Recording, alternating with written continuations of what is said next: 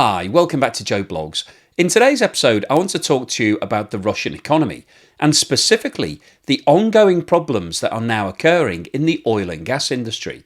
If you've been following the channel, you'll know that Russia has been encountering operational problems, partly as a result of the fact that oil majors such as ExxonMobil, BP and Shell all exited Russia as a result of its invasion of Ukraine. They no longer wanted to have any dealings with the country. And that's causing problems in terms of the loss of expertise and knowledge. Because in order to keep these highly complex facilities running, you need the best expertise in the world to keep doing that, especially because Russia has a lot of its facilities in inhospitable places, areas with really cold climates, where you have problems taking oil out of the ground because it's so cold. So Russia's been encountering problems from that point of view. It's also been encountering problems with regards to the loss of technology, because the West have been applying sanctions against Russia for the last 2 years. And if you think about how quickly technology moves on, 2 years is a long period of time. Nvidia is one of the most valuable companies in the world today. It's the creator of the latest AI chip technology. However, 2 years ago, Nvidia was a much smaller business. So things have moved on at a rapid pace. But unfortunately, from Russia's point of view, they don't have access to all of that latest technology. But one of the biggest problems that Russia is now encountering is that Ukraine has changed the focus of its attacks and is now focusing on hitting oil and gas facilities located in Russia with missiles and drones. And these attacks are causing major problems because if you have an explosion at one of your refineries, obviously it's going to stop the production on that particular day, but it could have long-lasting implications. If critical parts of the infrastructure are damaged, then that means that that refinery may have to close down for a prolonged period of time. And actually, if you need expertise or technology to get it back up and running, then that's going to be a major problem from Russia's point of view. So in today's video, we'll talk about the two latest attacks that have occurred, one of which has hit Russia's largest oil refinery. That's been reported by TASS, the Russian news agency. We'll then have a look at the 13 other attacks that have been recorded so far on Russian oil and gas infrastructure, some of which have been successful and some of which haven't. However, these attacks are now increasing both in regularity and also the distance that Ukraine are striking over. The latest technology allows some of these drones to travel over 1,000 kilometers, around 800 miles. And you can be very precise with where you want these drones to strike because you have first-person view technology, which allows you to guide the drone exactly to the strike point. We'll then talk about the financial implications of these strikes on Russia's income and its revenue for the economy, and also what's been happening with regards to the announcements by Russia of the production cutbacks and the gasoline ban that it introduced recently. And then finally today, I'll wrap up with my summary. So what I think this latest development means for Russia in terms of its loss of income and what the implications are for the ongoing war in Ukraine. But before we get started on all of that, once again, I'd like to say thank you so much to everyone that's supporting the channel. It really means a lot to me. If you've bought me a coffee or sent me a YouTube super thanks, thank you so much. Really appreciate all the time and effort that you've taken to do that. And if you've signed up either as a patron or a member, or also a member of Buy Me a Coffee, because that's also an option, and I know a lot of you have been doing that recently, thank you so much. Your long-term support really helps me to keep making more videos and keep the channel going, so thank you. Now, as you'll be aware if you follow the channel, I talk about the economic implications of what's going on in Ukraine on the Russian economy. And what we're seeing now is a change in the way that Ukraine is approaching the warfare. They're now looking to strike economic targets in Russia to cause maximum pain from Russia's point of view in terms of loss of income and loss of production capability on its oil and gas facilities. It's been reported that on the 12th of March, Ukraine launched its largest kamikaze drone strike of the war, with explosions across Russia setting 2 oil refineries on fire. Ukraine pounded targets across Russia with at least 25 drones and 7 missiles.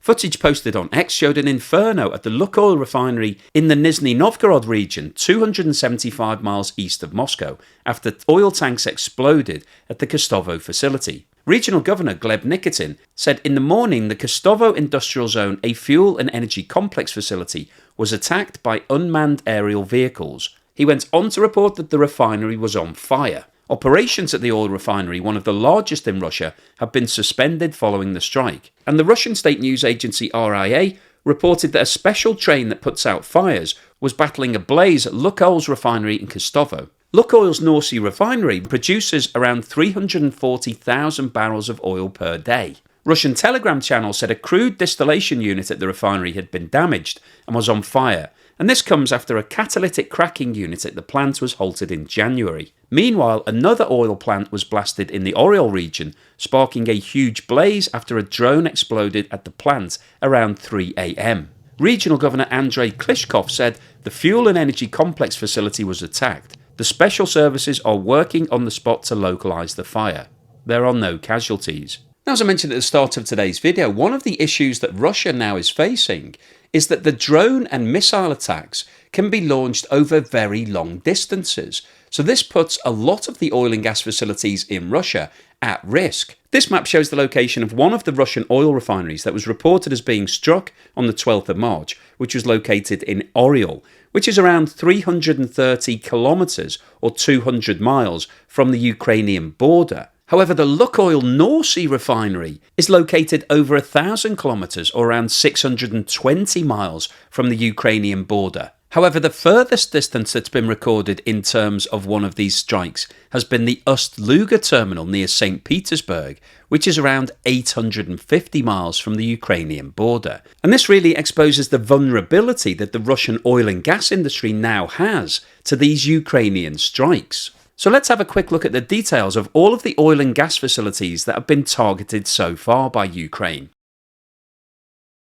The first recorded attack on Russian oil and gas infrastructure was the St. Petersburg oil terminal, which is a major Baltic export terminal for oil and other exports from Russia and Belarus, and is over 500 miles from the closest Ukrainian border. However, it was reported that that attack was thwarted. On January the 19th, the Bryansk oil product depot, which is only around 60 miles from the closest Ukrainian border, was actually struck by a drone attack, and fires broke out in 4 large oil tanks. On January the 21st, the Ust-Luga gas condensate processing plant was attacked, and as a result of this, processing was affected at the facility and all loadings were suspended. On January the 25th, the Rosneft refinery in Tuapse was attacked, and this refinery processes around 240,000 barrels of oil per day. Fires broke out and there was suspected damage across the site. On January the 29th, Ukraine attacked a domestic fuel depot and pipeline in Yaroslavl, which processes over 300,000 barrels of oil per day. However, it was reported in Russian media that the drone strikes were prevented. On January the 31st, a fuel oil storage facility in Nevsky Mazut was attacked and fire broke out at the facility. On February the 3rd, a fuel depot and pipeline that processes over 300,000 barrels of oil per day in Volgograd was attacked, resulting in the outbreak of fire and the closure of the facility. On February the 9th, a Black Sea export hub in Ilsky that processes over 132,000 barrels of oil per day was damaged and closed, however is now reported to be operational again. On February the 15th, an oil terminal in the Kursk region was attacked and fire broke out, resulting in the temporary closure of the facility. On March the 4th, Ukrainian drones attacked the Baltic export terminal in St. Petersburg. However, it was reported that the drones were thwarted, so no damage was recorded. On March the 5th, an oil depot in Gubkin was attacked and fire broke out. However, it was reported as being quickly contained. On March the 6th, oil tanks in Voronezh were attacked. However, it was reported that the drones were thwarted on that occasion. On March the 10th, the Kursk oil depot was attacked and fire broke out at the site. And as we discussed at the start of today's video, on the 12th of March, it was reported that fires have broken out at 2 different refineries, the first being the North Sea Lukoil Refinery, located near Nizhny Novgorod, and the second being the refinery near Oriol. So what we're seeing from this data is that over the last couple of months, Ukraine has started ramping up its efforts to target Russian oil and gas facilities, and it's now having some success in terms of hitting those targets and resulting in major fires and damage and operational problems for the Russian authorities. Now, I think one of the interesting things about the increase in attacks on Russian infrastructure by Ukraine is that it coincides with Russia announcing that it's decided to cut back further on its production and also to introduce an outright ban on the export of all gasoline products. Back in April 23, Russia announced that along with the other OPEC Plus nations, it was going to cut back on 500,000 barrels of oil per day in terms of its global exports. And this was presented as being part of the global cut by OPEC Plus to keep the price of oil high. OPEC Plus is a consortium of some of the largest oil producing nations in the world. And those nations don't want to see the price of oil falling as a result of the slowdown in the global economy that's been seen over the last 12 months or so. Oil prices started to fall. However, OPEC Plus cutting their production meant that the supply also fell, and that kept oil prices at an elevated level compared to where they would have been if oil had been left to be a free market price. And Russia decided that it wanted to join in with the OPEC Plus party. However, recently Russia surprised the market by announcing a further cut of an additional 500,000 barrels of oil. So in total, Russia has cut back on its production by 1 million barrels of oil per day. That is a lot of oil. When you translate that into cash, Russia is currently selling its oil for around $75 per barrel. So cutting back on 1 million barrels of oil per day is a $75 million cut to the income that Russia is receiving, which obviously doesn't seem that logical when you consider that Russia currently needs as much income as it possibly can get. And in addition to those cuts, Russia recently announced a 6-month ban on the export of all gasoline products, which it said was as a result of increases in demand at home. It needed to ensure that Russian consumers and Russian agriculture had access to all of that gasoline. But when you think that Russia is one of the largest oil producers and largest oil exporters in the world, it shouldn't need to start cutting back on exports and banning everything to make sure that its home market is satisfied. There's only around 145 million people living in Russia compared with 8 billion in the world. So Russia has been exporting oil for a long period of time, and the fact that it's now introduced a ban, which comes not long after a previous ban that was introduced in September 2023, tells you that there are problems with regards to production in Russia right now. And those problems are a combination of what we talked about at the start of today's video, the loss of all of the expertise, the fact that major oil companies like BP, Shell and ExxonMobil have left Russia to their own devices. They're no longer assisting with any of those facilities. The loss of technology as a result of the sanctions that are being applied against Russia, and also the impact of these strikes that are now taking place by Ukraine. The war in Ukraine has now been going on for more than 2 years, and Russia obviously has more military power than Ukraine. So Ukraine has now changed its focus and is now trying to hit Russia where it hurts, in its pocket.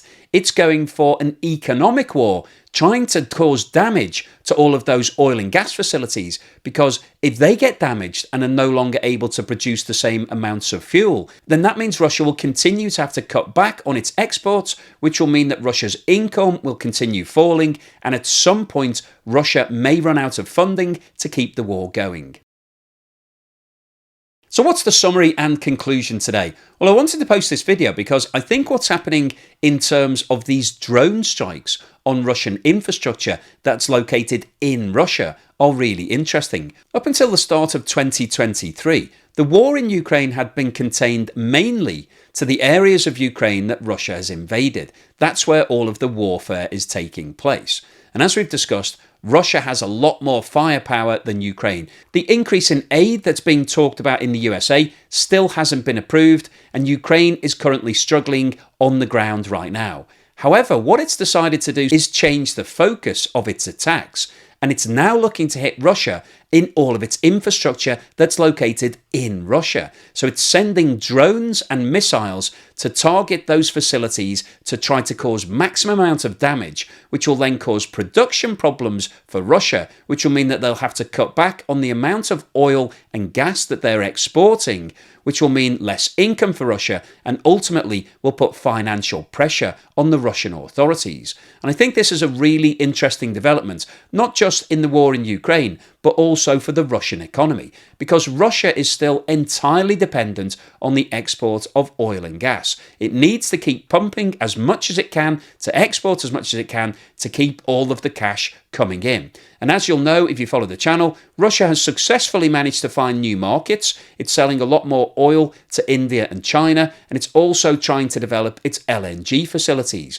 But developing those facilities and all of that infrastructure is very expensive, very time consuming, and involves a lot of technology. And as we've discussed in today's video, Russia is currently struggling in terms of the loss of expertise. It's lost all of its business partners that helped it to build all of that infrastructure over the last 30 years. And it's also lost access to the latest technology. And that's starting to cause production problems in itself. The cutbacks that Russia announced in oil production in April 2023 were as a result of those factors.